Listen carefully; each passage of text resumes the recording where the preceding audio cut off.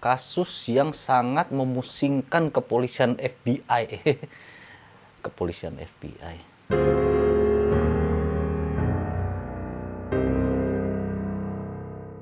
Hello guys, welcome to my channel. Gimana kabar kalian semua? Sehat? Sip, mantap. Kali ini guys, gua mau bercerita tentang salah satu kasus penipuan yang membingungkan FBI ya. Ini kasus berlangsung selama bertahun-tahun, tepatnya 5 tahun lebih. Jadi pelakunya ini diindikasi oleh FBI ini sebagai seorang wanita.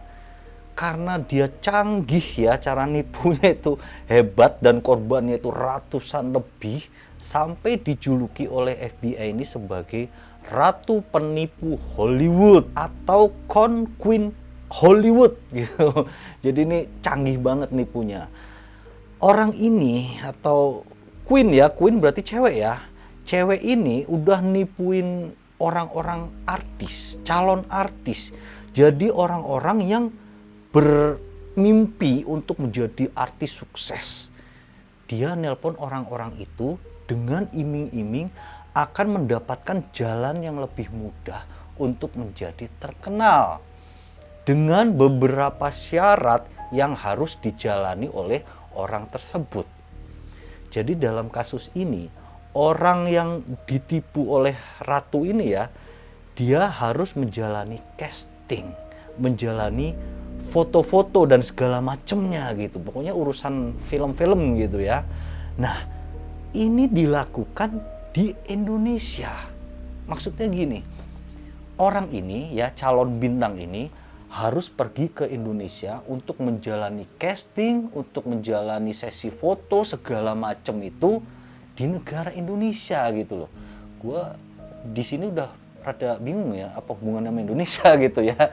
Kita lanjut dulu ya. Si calon bintang ini harus membayar beberapa sejumlah uang gitu ya, sejumlah antara 15.000 sampai 20.000 dolar. Itu sekitar 200 sampai 280 juta kepada orang yang akan menerimanya nanti di Indonesia. Orang yang menerima di Indonesia itu adalah pertama supir yang menjemput di bandara. Dan supir itu juga yang akan mengantar mereka selama di Indonesia.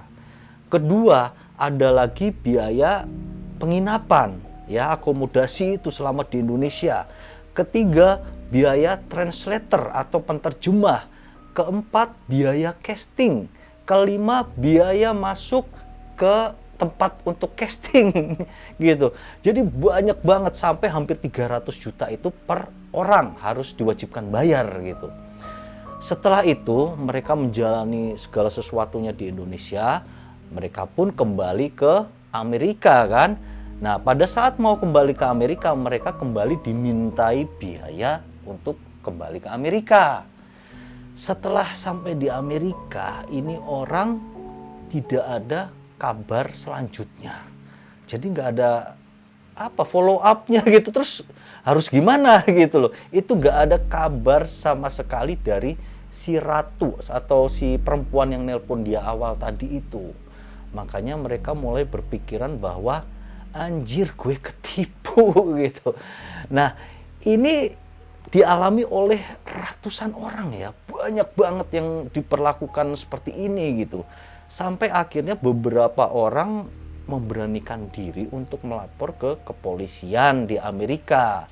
Kasus ini langsung ditangani oleh FBI. FBI pada dugaan awal mereka menyimpulkan mungkin ya kasus ini dilakukan dari tahun 2015-an gitu loh. Meskipun yang melapor adalah baru-baru ini aja gitu, korbannya yang berani melapor. Dan korban ini mengaku mereka ditelepon ya, atau si ratu yang menghubungi mereka ini adalah orang besar gitu loh. Salah satunya dia mengaku sebagai Wendy Deng. Wendy Deng itu adalah istri dari Rupert Murdoch. Kalian tahu kan Rupert Murdoch itu adalah seorang konglomerat raja media ya. Dia itu adalah salah satu orang yang mungkin membuat jungkir balik perekonomian kita atau moneter pada tahun 1997 kemarin. Kemudian ada lagi laporan bahwa wanita ini yang nelpon, ini korban lainnya ya, mengaku dia adalah salah satu produser terkenal dari perfilman di Hollywood. Si cewek ini mengaku bahwa dia akan mempunyai proyek besar.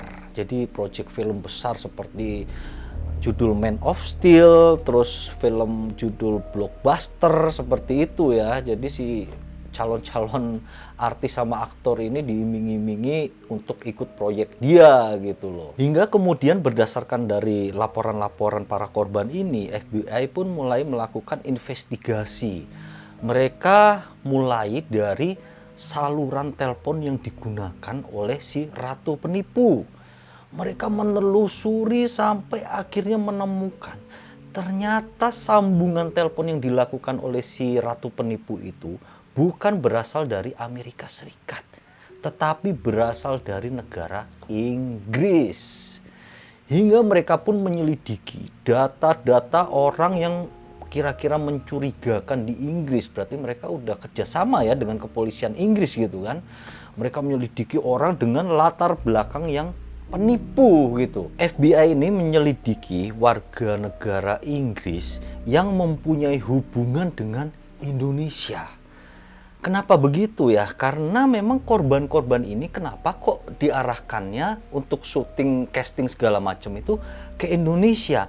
Pasti ada hubungan dengan Indonesia.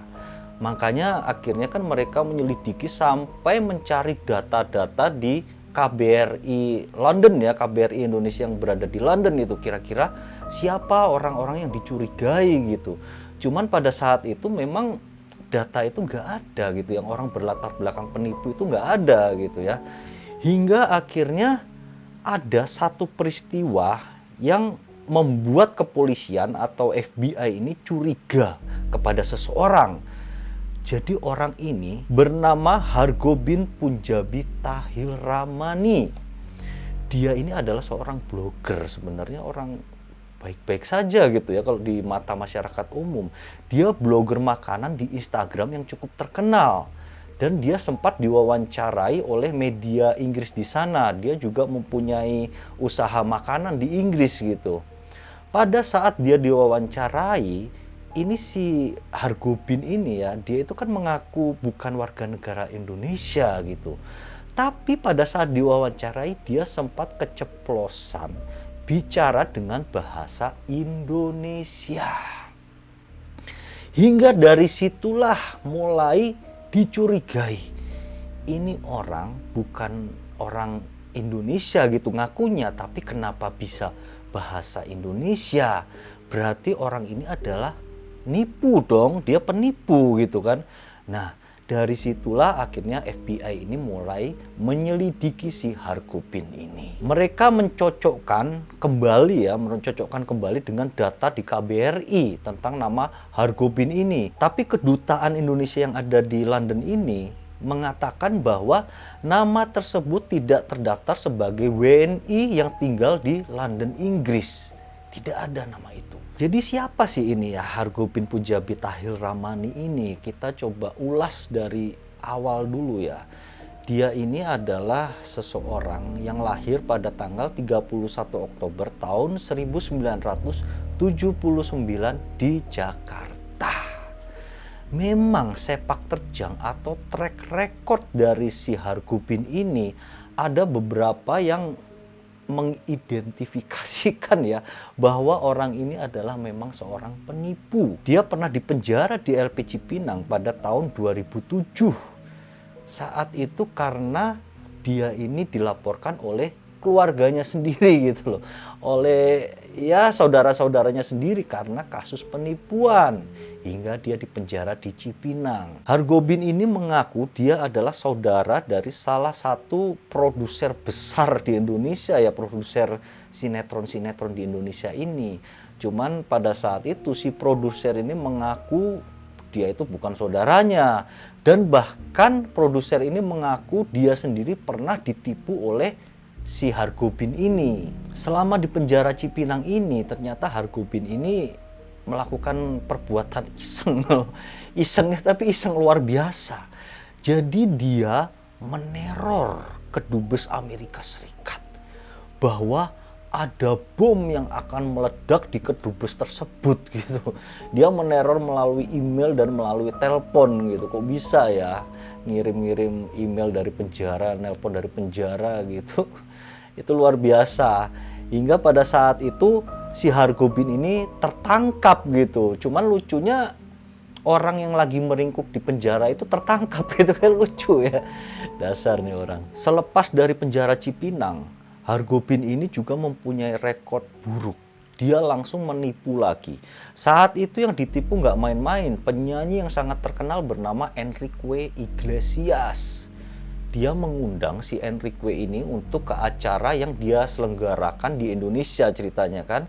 Nah, si Enrique ini datang, terus gimana caranya, pokoknya itu acara fiktif gitu loh. Kemudian karena kesal si Enrique Iglesias pun mencurhatkan gitu ya isi hatinya ke media sosialnya. Dia minta maaf ke penggemarnya di Indonesia bahwa ternyata dia telah tertipu hingga pertunjukan dibatalkan.